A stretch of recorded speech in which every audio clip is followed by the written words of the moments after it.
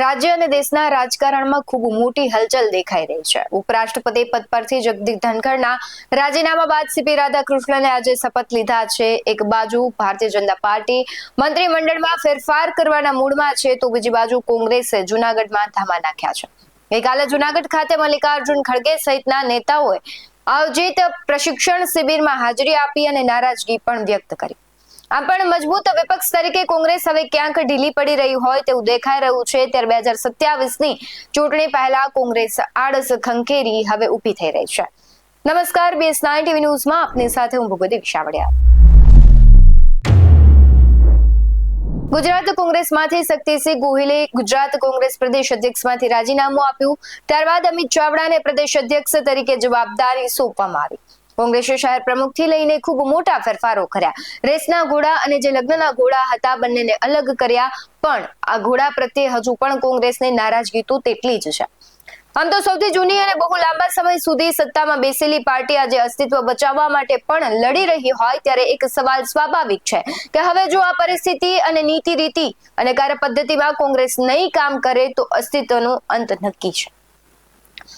આગામી 2027ની ચૂંટણીને લઈને કોંગ્રેસ હવે જાગૃત અવસ્થામાં આવી કામે લાગી ગઈ છે। ત્યારે છેલ્લા ઘણા સમયથી સતત રાહુલ ગાંધી ગુજરાતના પ્રવાસે છે।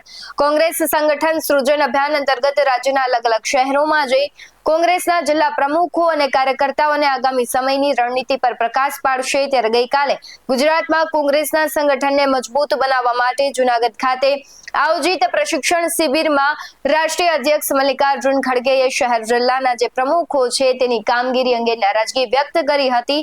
તેમણે કહ્યું હતું કે જે પ્રમાણે નેતાઓ કામ કરવા ઈચ્છતા નથી તેમને પક્ષમાંથી તાત્કાલિક બહાર કાઢી મૂકવા જોઈએ। આ તેમનો ઈશારો છે કે જો કોંગ્રેસમાં નવા ઘોડા આવ્યા બાદ એ નવા ઘોડા પણ આળસ કરશે તો તેમને પક્ષ છે તે સાચવશે નહીં। તેમણે આવા નેતાઓને સડેલી કેરી સાથે સરખાવ્યા જે આખી ટોપલીને ખરાબ કરી શકે છે। ખડગે 41 શહેર અને જિલ્લા પ્રમુખોમાંથી 9 પ્રમુખના નબળા પ્રદર્શન અંગે નારાજગી વ્યક્ત કરી હતી। તેમણે પરફોર્મન્સ સુધારવા માટે 90 દિવસનું અલ્ટિમેટમ આપ્યું છે। જો તેઓ આ સમયગાળામાં કામગીરીમાં સુધારો નહીં કરે તો તેમને પદ પરથી હટાવી દેવામાં આવશે તેવી ચેતવણી તેમણે આપી છે। તો આજે રાહુલ ગાંધી જૂનાગઢના પ્રેરણાધામ ખાતે ચાલી રહેલી કોંગ્રેસ તાલીમ શિબિરમાં હાજરી આપશે। કોંગ્રેસનું આ તાલીમ શિબિર ગુજરાતમાં કોંગ્રેસમાં નવનિયુક્ત શહેર અને જિલ્લા પ્રમુખો છે તેના માટે યોજાઈ રહ્યો છે। 10 સપ્ટેમ્બરથી શરૂ થયેલી આ શિબિર 20 સપ્ટેમ્બર સુધી ચાલશે। અંદાજિત 2 થી 3 કલાક ચાલનારા કાર્યક્રમમાં રાહુલ ગાંધી ઉપસ્થિત રહી સૌ જિલ્લા પ્રમુખોને ચૂંટણીલક્ષી માર્ગદર્શન આપવાની સાથે જિલ્લા પ્રમુખો સાથે કોઈ સૂચનો મેળવીને પરત દિલ્હી જવાનો તેમનો કાર્યક્રમ છે। પણ આ બધાની વચ્ચે એક મહત્વનો સવાલ એ છે કે શું કોંગ્રેસ ફરી બેઠી થઈ શકશે?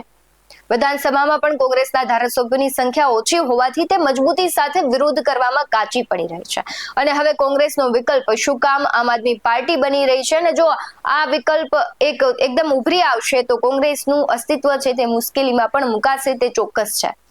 હવે કોંગ્રેસને માત્ર ભાજપ સાથે જ લડવાનું નથી, પરંતુ આમ આદમી પાર્ટી પણ ક્યાંક ને ક્યાંક તેની સામે હવે મુશ્કેલી રૂપે સાબિત થશે તેવું લાગી રહ્યું છે। પણ હવે આ બે મોટા પડકારો તેમની સામે ઊભા થયા છે। આ પડકારોમાં ભારતીય જનતા પાર્ટી અને આમ આદમી પાર્ટી સામે કોંગ્રેસ કેટલી મજબૂતી સાથે લડશે તે જોવાનું રહ્યું।